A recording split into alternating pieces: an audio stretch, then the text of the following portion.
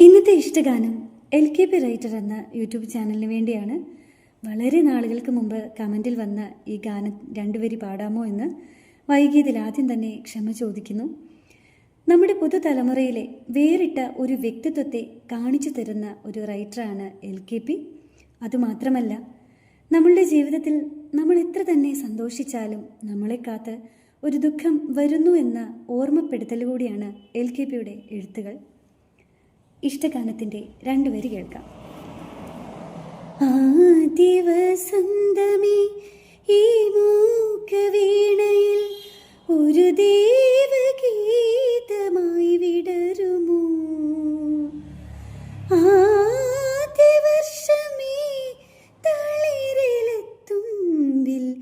ഒരു മോഹബിന്ദുവായി പൊഴിയുമോ, ആദിവസന്തമേ ഈ മൂക്കവീണയിൽ ഒരു ദേവഗീതമായി വിടരുമോ.